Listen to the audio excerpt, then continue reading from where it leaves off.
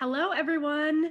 Thank you for joining us here today. My name is Maya Bespoke. I'm the Director of Webinars here at Bespoke Education, and I am very excited to have you with me today for another one of our free webinars. This is Introduction to the SAT and ACT with Bespoke Education. We've been doing these free webinars for more than a year now, just trying to get free, useful information out there to all of you about the many steps in your student's academic journey. So I'm going to introduce our panelists in a minute. But before I do, I want to talk to you a little bit about Bespoke Education and what we do here. So I'm going to share my screen. So we are a full service education company based in New York City, and we've been developing our expertise here for almost 20 years. And we're realizing more and more what a national and even international reach we have developed. And we offer a full slate of personalized education services throughout any student's academic journey. So we've been, as I said, working for almost 20 years to really refine our understanding of what makes a good tutor and how we can best help our students and how we can train and develop our tutors. So our tutors specialize in academic support and coaching in all sorts of subjects, organizational and study skills, of course, standardized test prep, and college essay coaching and admissions advising. And we offer both in-person tutoring in the New York metro area and online tutoring for students all over the world. We also offer a variety of independent classes and summer boot camps and intensives, as well as some seminars and classes in partnership with many schools and organizations. So we've got our full fall 2021 course catalog here if you would like to check that out. These classes, of course, also are offered both online and in person and occasionally in hybrid format as well. We do have some offerings for elementary age students. We began a pod last year during the pandemic, and we're continuing with that pod work this year, as well as offering some after-school enrichment activities for our younger students as well. And so check that out on our website if you're interested in learning more for your younger children. Mock testing is a critical part of the standardized test prep process, and we are an industry leader in mock testing. We offer them both in our offices and remotely proctored online.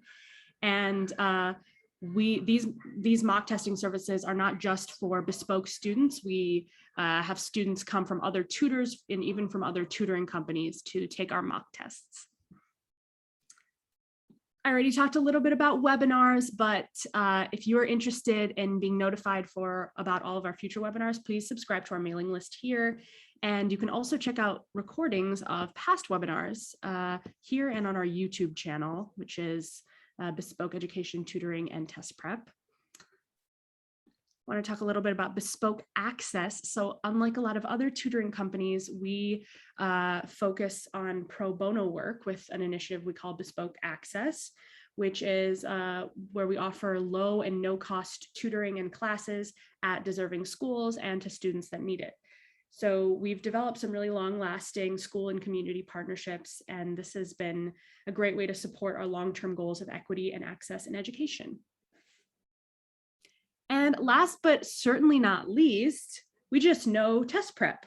So we started out helping students with test preparation, and we still do a lot of it. Our tutors offer one-on-one tutoring for high school entrance exams like the IC and SSAT, of course, college entrance exams like the ACT and SAT, and even postgraduate exams like the GMAT, the GRE, etc. So if you have any questions about the services we offer, please give us a call. Our team is more than happy to chat with you about your student and their needs. And these calls are free and they are extensive. And so, yeah, we're more than happy to speak with you about sort of the next step in your child's academic journey. So today's webinar, Introduction to the SAT and ACT, I'm going to welcome our panelists now, Dan Cousins and Eden Ohione. So Dan and Eden, why don't you take it from here, introduce yourselves and tell us a little bit about your background at Bespoke and in the standardized testing realm. Great. Thank you, Maya. I'll go first. My name is Dan. I'm the COO here and also the head of tutoring. And I started out here as a tutor many years ago, in fact, the fall of 2006, which is quite a while ago, doing the SAT and the ACT and working with students on those. And I've been obviously working on them for a long time. Now I actually work less with students and more with our tutors. I do a lot of training, a lot of internal quality control, and really working with the tutors to make sure they are well prepared for their sessions, that they're going out there with the latest information and the best tools to help their students out. So I'm really glad to share some of that with you all and be able to talk about these tests. My name is Eden. I have been with Bespoke for about 4 years now, just over. And before that, I tutored independently, I'd say for the better part of a decade. I work with students on all sorts of things, including test prep for both the SAT and ACT, high school entrance exams, some exams that students take in college for graduate school.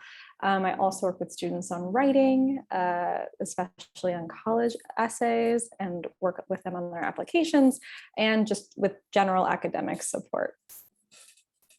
Awesome. Thanks, Dan and Eden. Before we jump into the actual presentation, I just want to go through some logistics for our attendees.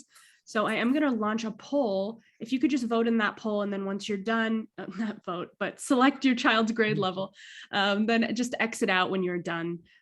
This will just give our panelists a better sense of who we have here.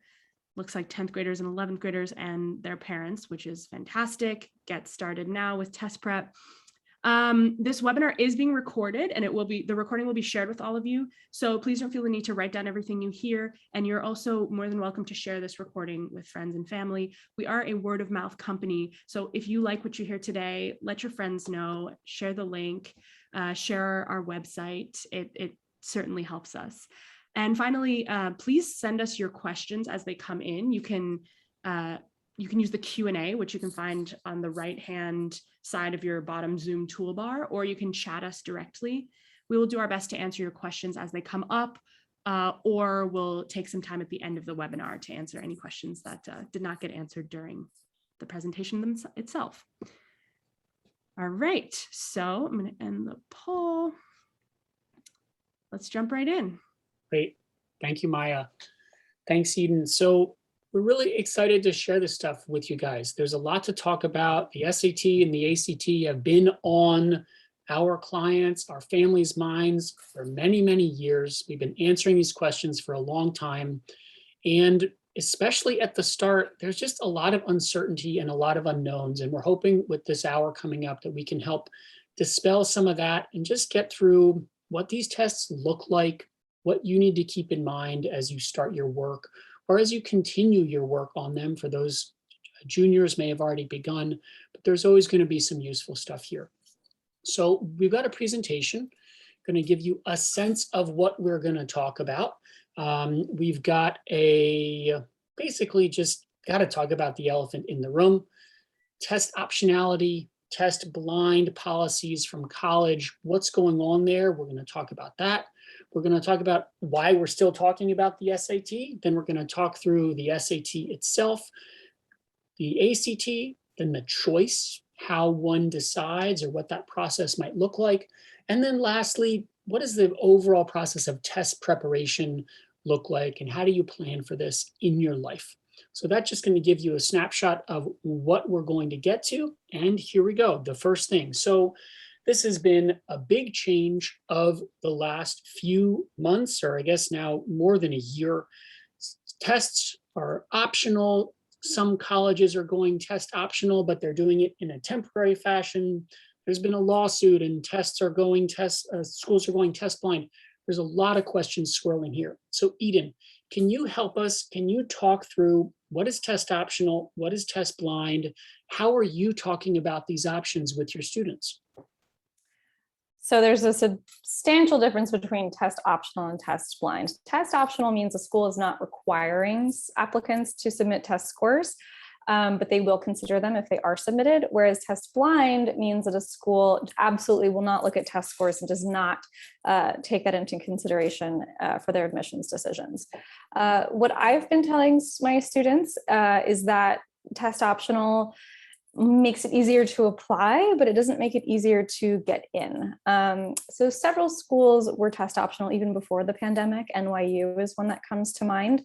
But since the pandemic posed significant challenges for students to even be able to take one of these tests in the earlier days, to remove that barrier to entry, schools would go test optional. Some went test optional indefinitely, and some specified it was a particular number of years that they were going test optional. What we've seen is that because that barrier to entry is removed, we have a record number of applicants applying to college now, which is driving admissions rates way down and making it, ironically, actually more competitive. But I think something that is worth noting is that many students who are applying to top schools and actually getting into those schools, the vast majority of them have did submit scores. So it can definitely be an asset to your application, even if the school is test optional. And I would argue that any edge you can get is worth it, and a strong test score is certainly an edge. As far as test blind policies go, most schools have not adopted that policy. I think the most sort of noteworthy examples are the UC system in my home state of California and Caltech. But other than that, most of my students are applying to schools that will, I'd say all of my students are applying to schools that will consider test scores. So I definitely advise my students to take the test and to plan as if it's going to be necessary, because you don't know what the admissions policies are going to be for schools next year.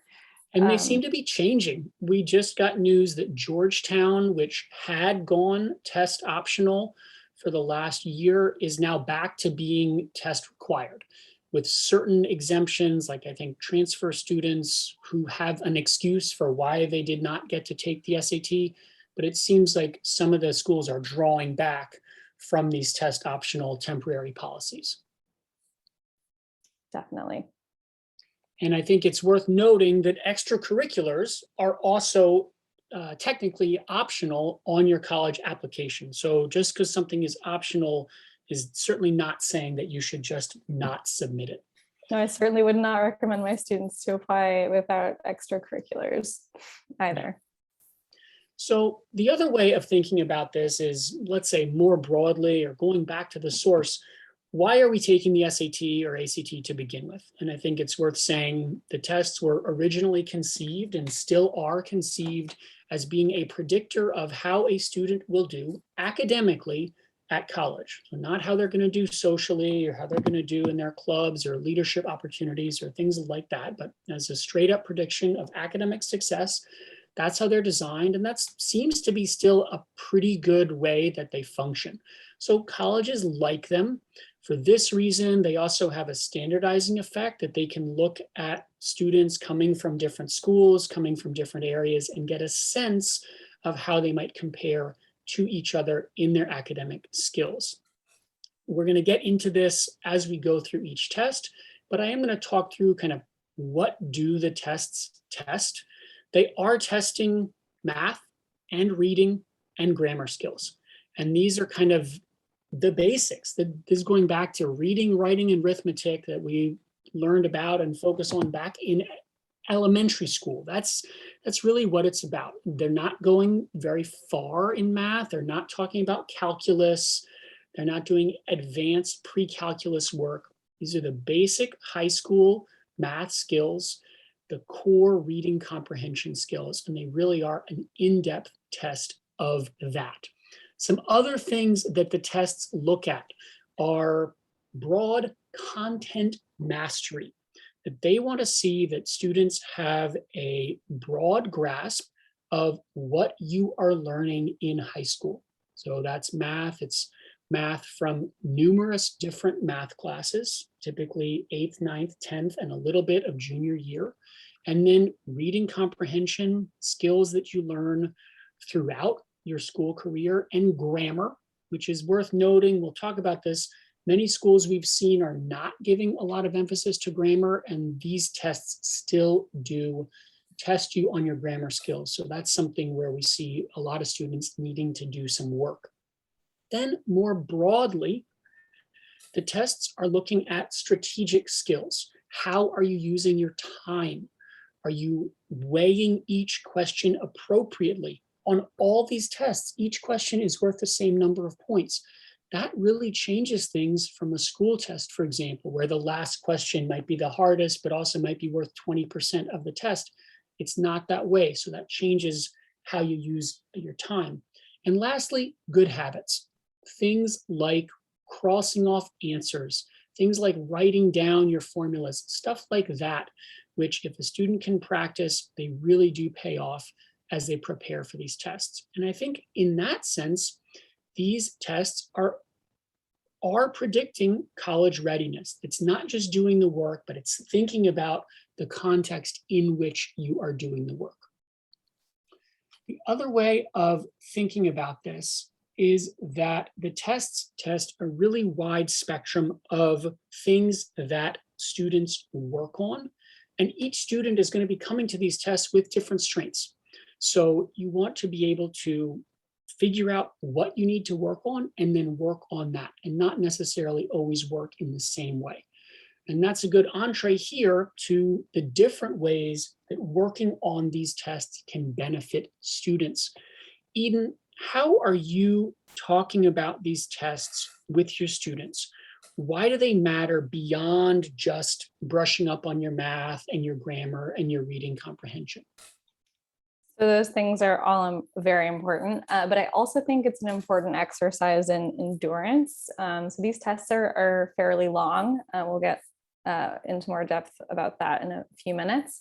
But for many students who aren't used to sort of focusing for this long, it can be very helpful to sort of practice and get better at building your endurance and focus, and also just to have a long-term project to work on, to see yourself getting better, rather than 2 weeks at a time, learning material for a test, but really seeing progress over a longer period of time, slow, steady progress that comes through diligence and commitment.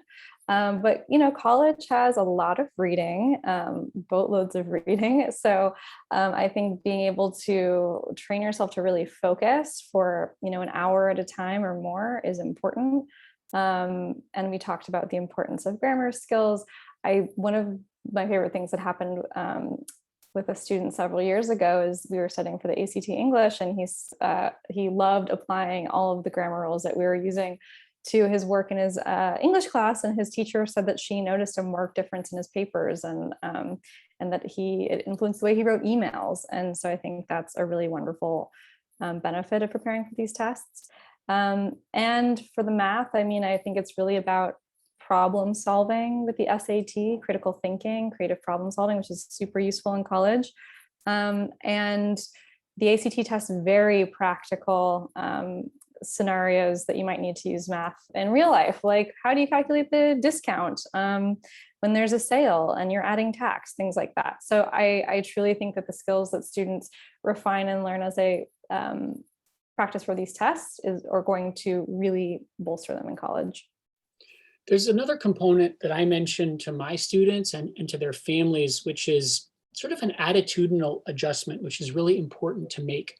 And frequently we see students and parents and all of us sometimes using language like the test is trying to trap us or trick us, or this test is bad, or it's so annoying, or things like that. And those things, they can be true. But I think when a student is engaging in the preparation process, it really doesn't work fundamentally to have them be pouring all these resources, time, energy, and effort into working on a test that they're also in a negative relationship with. So a big thing we work on with our tutors and with our students is really changing that relationship, thinking of it as an obstacle, as a mountain to climb, as a pathway to success, as a way to demonstrate your mastery, All those are much better ways of thinking about the test because it's something you're going to be doing. And so finding a way to be in a positive relationship with it rather than a negative or a fraught relationship can make a difference and actually can really improve students' scores because there's not so much resentment kind of riding on the thing. We're going to talk about college admissions criteria. I see a question from Q&A about math. A 10th grade student in calculus now hasn't been in algebra since 7th grade. And so, yes, we absolutely have seen this where students are not fresh. And that's one of the pieces where you want to be fresh or you want to be up to date on all of the math content because for all these tests, they are testing a breadth of content and they're certainly not testing calculus. And so thinking about how do you get back to your fundamentals? How do you make sure you're as strong on the algebra stuff as you are on the linear equations, as you are on the trigonometry can make a really big difference. The tests test something that I call content switching. There's no organization to the math. They could be a geometry problem, and then an algebra problem, then a matrix problem, then an algebra problem, then a trigonometry problem. It really is kind of like an avalanche of information coming at you. And so having a student really be able to switch quickly, forget what they were working on, start working on the next thing is a skill that is quite rewarded on these tests. So Eden, where do the tests sit in the order of what college admissions committees are expecting? What are they going to get? And where do these tests matter? What do they matter more than? What do they matter less than? So grades have always been the most important facet of a college application. So as well as what is referred to as strength of schedule. So how rigorous is your course load and what grades are you getting in those courses? I think colleges definitely like to see that students are exhausting the resources available to them, whatever that is. If your school doesn't offer APs, of course, you're not going to be penalized for not taking them. But if they do, then, to show that you're willing to take on a rigorous course load, I think it does make sense to take some APs. So that is certainly the most important facet of your application. But second are your SAT and ACT scores. And that is because Dan spoke to this point earlier, they really are a good indicator of how students will do academically in college and whether or not they can handle the rigors of college. So when schools are considering scores, there's no minimum or cutoff that they're looking at. It's not like, under a certain score and they're just tossing all these applications to the side. It's absolutely not like that. The application is holistic, but I would definitely say that scores, SAT and ACT scores, are still quite important in admissions decisions. The third most important aspect of your application are college essays. I love working on college essays with students, and I try to encourage students to see them as a good thing, as an opportunity for them to really speak on their own behalf in their application. It's really the only point where you get to come alive as a 3D human being. And a little shout out to our college essay webinar that you can find a recording of on our website if that at all interests you. And sort of the fourth and fifth positions are recommendations by teachers and counselors who can speak to your strengths and areas of growth as a student. And then 5 are your not so optional extracurricular activities. So that is also very important. This list really hasn't changed even since COVID. It has been in this order. The only big difference is that the subject tests, the SAT subject tests, which used to be offered, are now no longer offered. And so they're no longer a part of the college admissions picture. So we've been talking around it. Now we're going to talk at it. We're going to talk about the SAT and we're going to talk about the ACT. Just want to remind you all, we are recording this, so please don't feel like you've got to scramble to jot notes or capture things. You're going to get the recording so you can go to moments that you care to later on and check them out or write stuff down that you would like to. So Eden, please talk us through the SAT. What does it look like and what is it about? So the SAT is a 4-section test with almost all of the questions being multiple choice. I think it's worth noting that they recently removed the essay altogether. So students don't even have the option to write an essay with the SAT anymore. So you just have your 4 sections. The first 2 sections are the evidence-based reading and writing. So those are sometimes referred to, or used to be referred to as the verbal sections. So the first section you see is reading. It's actually the longest section on the test, and it is the longest section of any section across these 2 tests, the SAT and the ACT. I think it tends to pose, it's one of the more challenging aspects of the SAT, because unlike with the ACT, there is a pretty good chance that you will be dealing with language that is dense and old with complicated syntax, and that can definitely prove to be a challenge. The second section is writing and language. And again, we'll get more into that in a minute when we go more in depth. The last half of the test is math. So you can see there's a no calculator section that comes first and a calculator section that comes second. I think it's worth noting that the no calculator section tends to be a section where students feel more pressed for time than they do in other sections. If you add this all up, you'll see that it shakes out to be a little over 3 hours long. It's a bit of a marathon for students who are not used to taking long tests, and it has to be done in one sitting. You do get 2 breaks. There is a 10-minute break after the reading, and there's a 5-minute break between the 2 math sections. So it really is, you know, a game of focus and really keeping your concentration over a long stretch of time.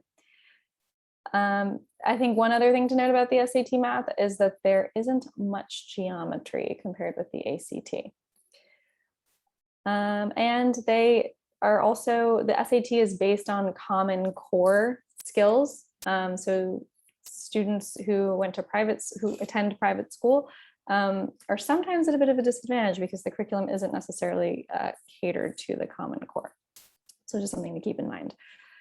So let's talk about the SAT scoring structure. So the SAT is scored on a bell curve. So you have fewer students scoring at the upper and lower ends of the curve and more clustered in the middle.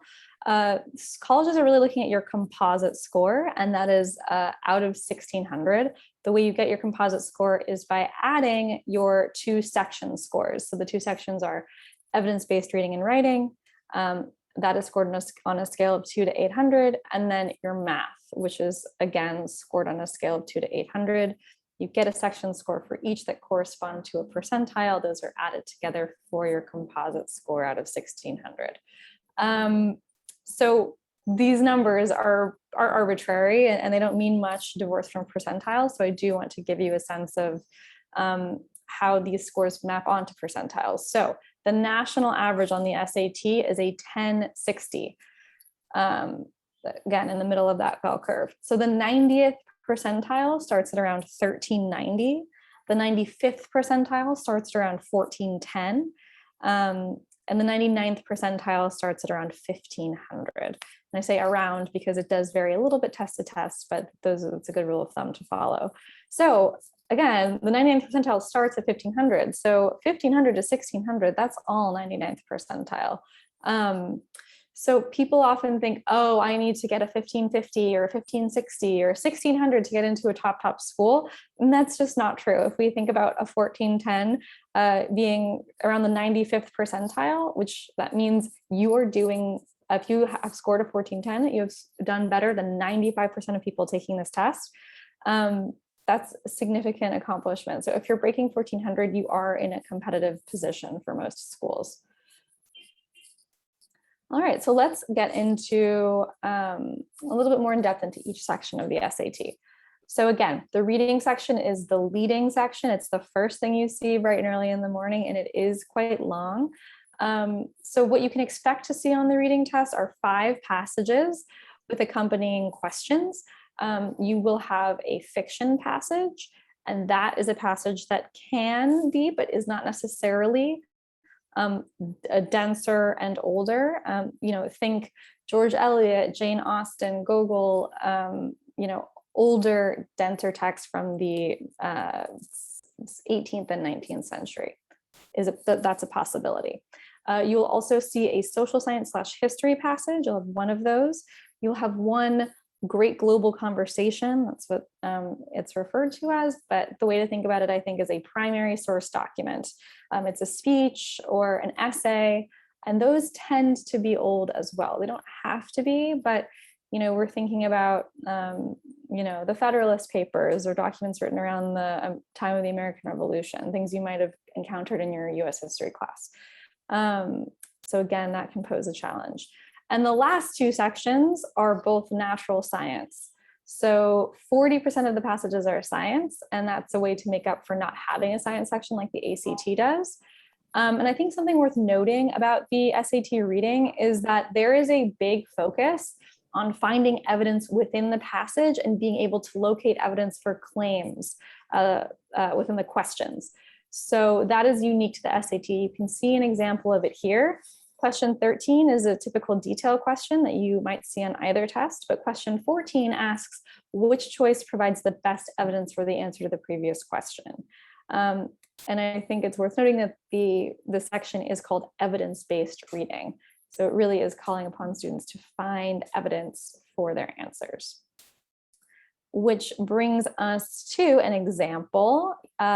Here is an example of a graph question that you might see on the reading section. You will definitely see one on your social science passage, or one or both of your natural science passages.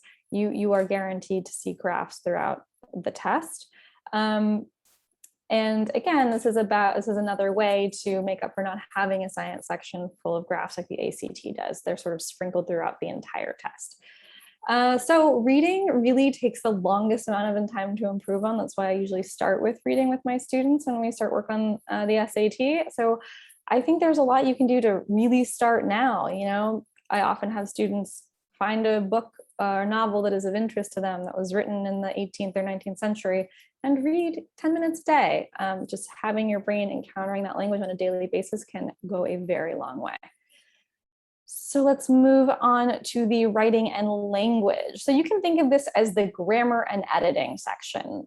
So you will see 4 unfinished essays, and your task is to correct them. It's not as hard as the reading in terms of content. It's also, I think, probably the most learnable section of the test, but it does have a harsher curve than the reading section does. So what that means is, if you do really well on the writing and language, again, it's a more learnable section, it can really pull up your EBRW, evidence-based reading and writing score, significantly. So this is definitely a place to gain some points. We say for a lot of students that if you want a really top score, you've basically got to be perfect on the writing and language section, because the reading section throws you a lot more curveballs. You might get a passage that just is impenetrable, but the writing and language is more predictable and more learnable. So it's really a place to focus one's efforts. Absolutely. You'll know exactly what to expect on writing and language once you've put in the requisite amount of practice. Not too many surprises.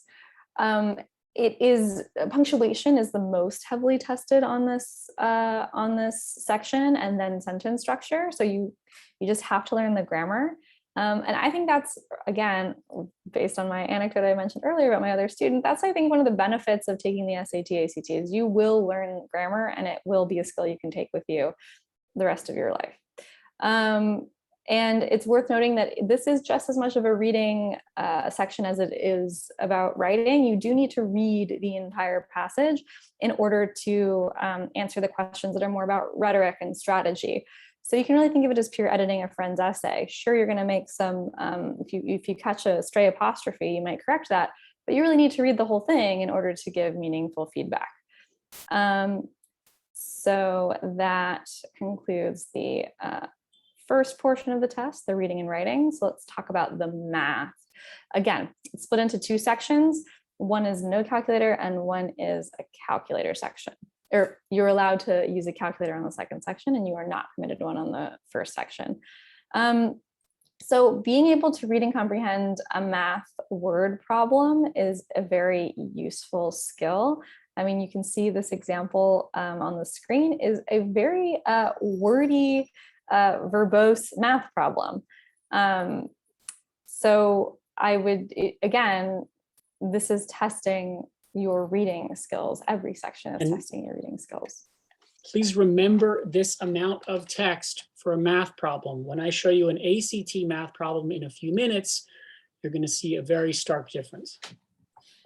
Yeah, I actually had a student that I worked with this several years ago, and he had learned English 2 years prior to us working together on the SAT. He was really strong in math. He knew his stuff, but he really struggled with the SAT math sections because they're just so language heavy. And I actually didn't even notice that until we started working together, because the challenge that he faced was, just reading the question, not so much knowing the math. So it's a very verbal math section. Again, there's almost no geometry. And I think it really tests applicable algebra and statistics skills that you will use in college courses.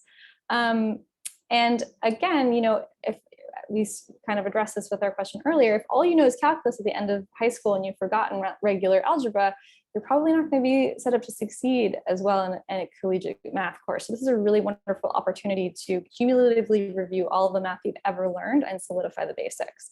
So the SAT math, in comparison to the ACT math, it's narrower in scope, so it tests fewer topics, but it goes much deeper into those topics. So the harder SAT math questions are going to test you on familiar concepts, but in ways you've probably never seen before.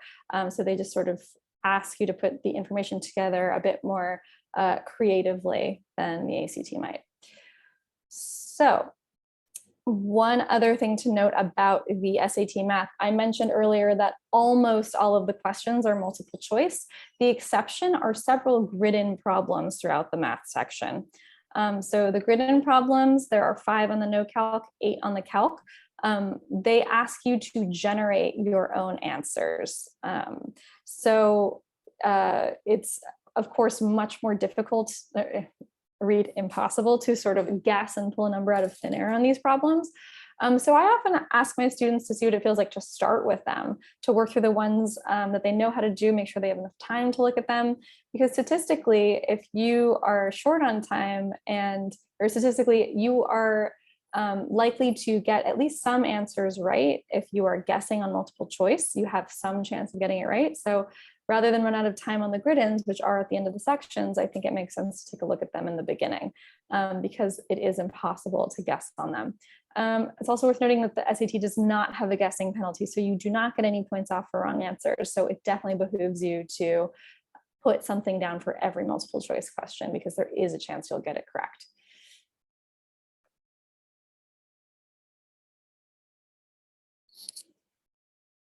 All right, so some takeaways from the SAT. Basically, the SAT reading and math really ask you to dig deeper. They can be more of a challenge than the corresponding sections on the ACT, but you have a lot more time to spend with the material than you do on the ACT. The ACT is definitely more a test of speed than the SAT is, and that is a different challenge. Cool.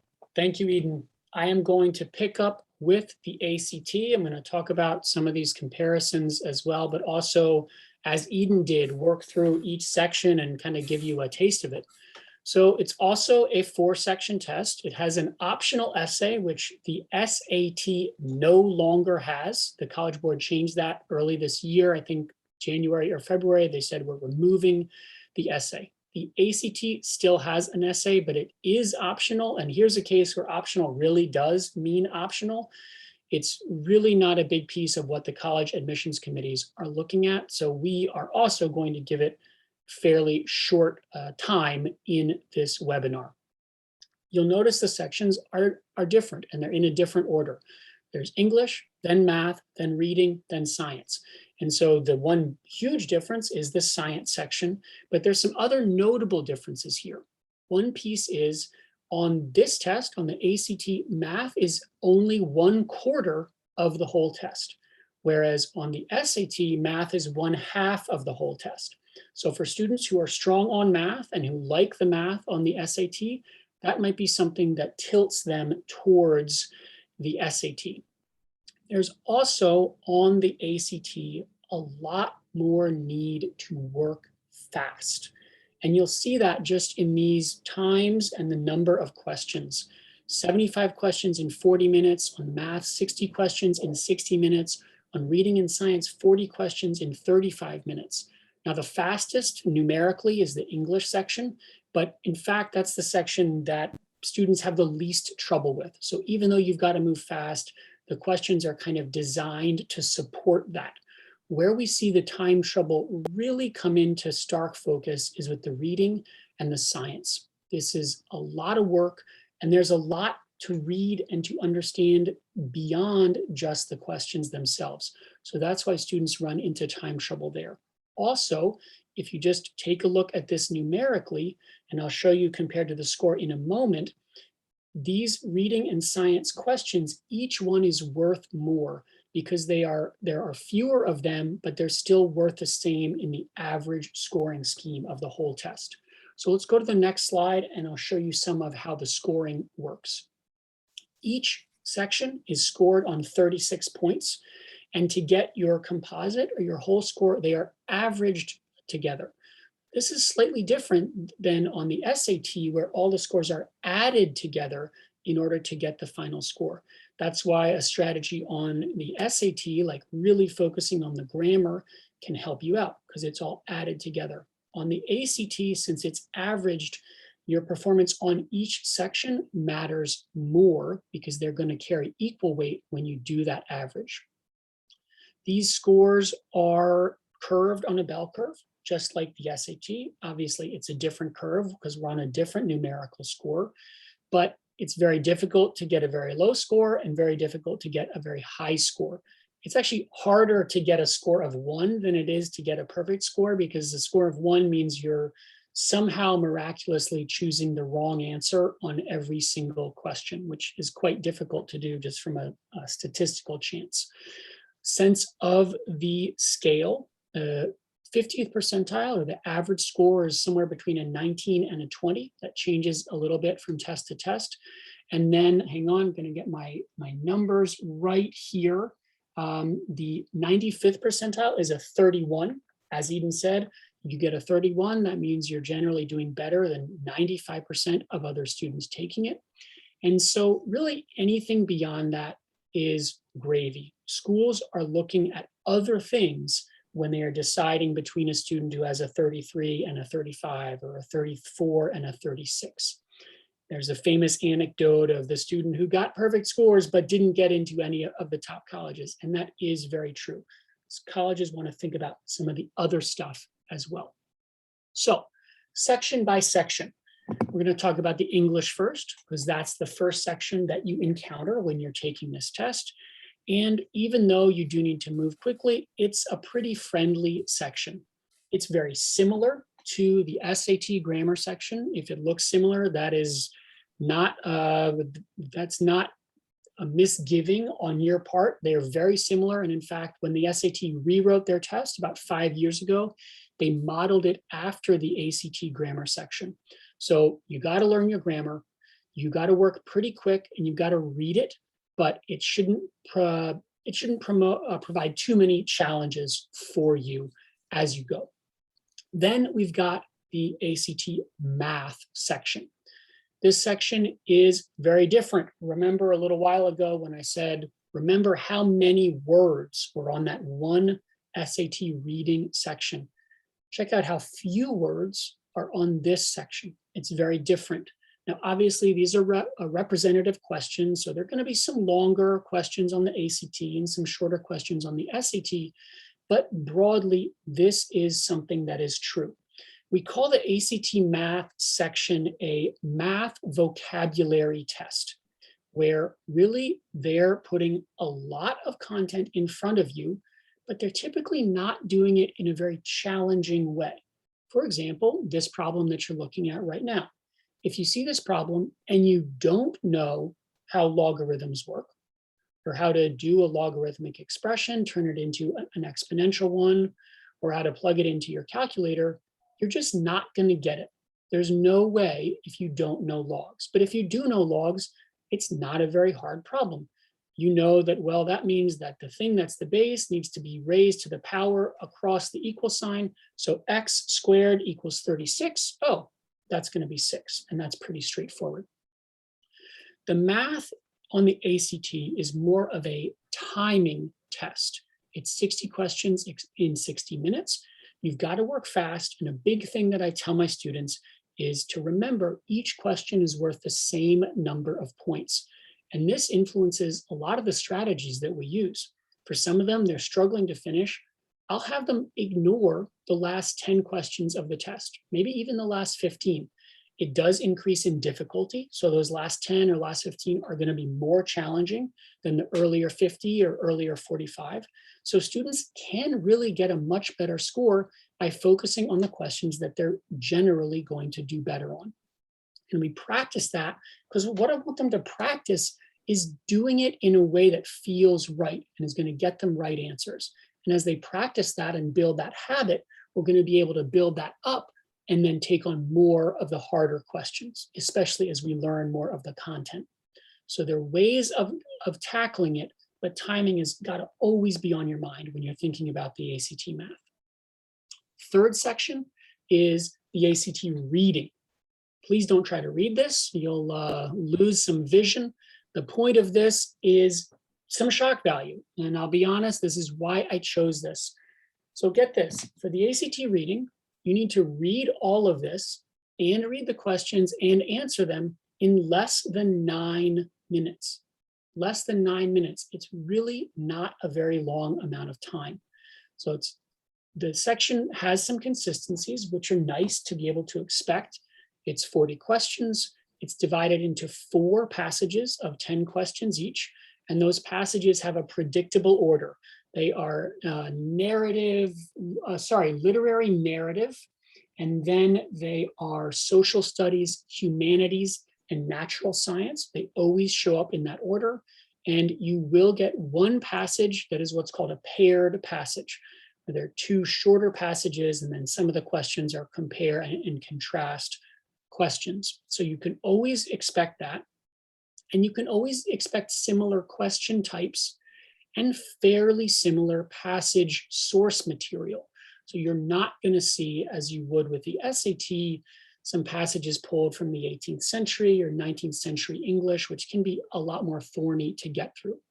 So the main challenge for the ACT reading is figuring out your time strategy. And I can't stress this enough. There's no right way to do it. What I know is a wrong way to do it is to try to read that paragraph and try to understand everything before you answer the questions. It's just not going to serve you. So a lot of our work in our tutoring with students, we're trying to develop with the students what is the right way for them to read that passage. Some students can read it all because they're good at skimming, they're good at remembering where in the passage they have to look back at. Some students, they're not good at that. So we have them read the intro and the conclusion, and that's it, and then go to the questions. Maybe we have them read the topic sentence of each paragraph and then go on to the questions. There are many different ways. The key is time and to not get bogged down on something that is too hard. These tests, they are challenging, but their scales can be a little bit forgiving. So you can get 2, 3, 4 questions wrong and still do very well. So sometimes I work with students on strategies that support that. Let's find the hardest question. Let's practice recognizing what questions are going to be difficult, and let's just skip it because that can really reward you. Another thing for this test that is very important, it's a mindset shift, is thinking what I call least bad versus thinking best. And for this test, you've got to find the right answer. But if students set out to find the right answer, they usually get misled. What is an easier and a more reliable way to get to the right answer is figure out which of the answer options are wrong and why they are wrong, and then you can work your way towards the right answer. This tool also applies on the ACT Science, which I'm going to talk about next. So ACT Science carries similar challenges to the ACT reading. There is a lot of information up front, and you've got to think about it, consider it, and then answer the questions. There are some reliable things. There are always 6 passages. There's always something called a dueling viewpoints or dueling hypotheses passage that you're going to see. So that's nice to be able to know to expect that. But as far as the content that they're going to show you, it is very different. It's from all over the place, from all branches of science, from something you've never seen before. There's one on the spread of ash that came out of a volcanic eruption and how scientists are measuring it and what it says about the environment in that region. I guarantee you most students have not studied volcanic ash. And that anecdote sort of holds the key to the ACT Science, which is you don't really need to know the science. And in fact, you shouldn't even try to really understand the science in order to answer the questions. Because if you look at this slide and you try to read all these paragraphs and understand the chemistry and remember your chemistry class and understand the experiments and how they're different and how the results vary, you've already lost because you're taking too much time on that and not enough time on figuring out the questions. There are some questions which do require outside scientific knowledge, but typically on any given test, it's 2 to 4 questions. It's really not that many. So we work with our students on changing the focus from understanding or from being intimidated by the science content that they see to just viewing it as a representative of something that they then need to work with in a question. So let's go to the next slide and I'll just give you an example of what we're talking about. This is the same question, it's just zooming in on table 1 and figure 1. And we're going to look at problem 35. According to experiment 1, as the molarity of sodium thiosulfate increases, the time it takes to react with hydrochloric acid does something.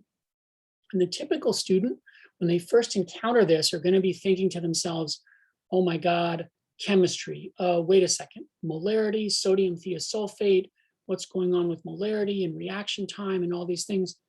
The trick is you don't want to think about that stuff too much. You want to look where the test tells you to look and then work on it from there. So we look at molarity of sodium thiosulfate. We see that in the central column of table 1. So it's right there, even though maybe we don't know what molarity is. And then they're saying as it increases. So you follow the pattern. That's going not from top to bottom, yes, but from bottom to top. And then we say, what does it take to reacting time with hydrochloric acid? Oh, that's in the next column. So we follow that same pattern, go from bottom to top. What's going on? It is going down and it is only going down. So we've got answer B, decreases. And at no point in there did I try to grapple with molarity, reaction time, reaction rate, or sodium thiosulfate.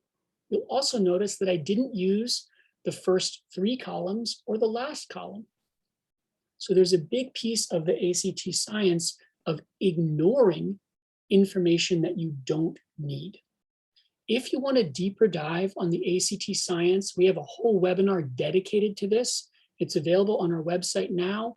You can go there, check it out. It's me working with another one of our tutors, Riley, to really give you a better sense of how you need to change your mindset for this test. Lastly, we've got the key takeaways for this test. Once again, we're really going to kind of ignore the ACT essay. It is a piece of the test, but our boilerplate advice is only do the essay if you feel good about it and if you feel like you can write a good essay. Don't do it if it's a struggle. The colleges themselves really are not going to care that much. So the takeaways for English is very similar. You've got to learn the grammar. Something that I talk about with my students is asking themselves, why is this answer option wrong? a lot of the time students come in, they've done a lot of reading, so they have a sense of when something looks wrong, or there's a gut feeling of, oh, this is wrong. But to turn that into concrete knowledge, they've got to ask themselves, why is it wrong? Is it a disagreement between a verb and a noun? Is it a tense disagreement? Is there a punctuation problem? Those sorts of things can help you take your grammar thinking up one level. For math, there is a real value in memorization. You've got to learn the formulas, got to learn your logs, got to learn how to multiply matrices, things like that, and you've got to be able to recall them quickly. So memorizing is really rewarded. Show your work. That's the good habits piece of it, but don't show too much. If you're doing 7, 8 lines of algebra for a math problem, you're doing it wrong. That's taking too much time. Also, consider the answers. This goes towards a lot of the strategic components that Eden and I have both talked about. The answers are part of the question, and they're going to give you a sense, am I on the right track? Am I using the right sort of information to solve this? And also, they are the key to some of the more advanced strategies like plugging in numbers and back solving, which can save you time. For reading, we talked a lot about process of elimination and least bad versus best. And just like the SAT, they are evidence-based tests. They are not metaphorical. They're not figurative. They are very, very specific and very literal. So if you can point to where in the text you're drawing your idea from or drawing your answer from, you're on the right track. Lastly, for science, don't try to understand it all first, or maybe don't even try to understand it all ever. Most of my students, we go straight to the questions, and then we start going back to find the information that we need. And the test is kind in certain ways. It tells you where you need to look. So you trust the test and follow those instructions and be very rigorous with your focus. So we have a little bit of time left.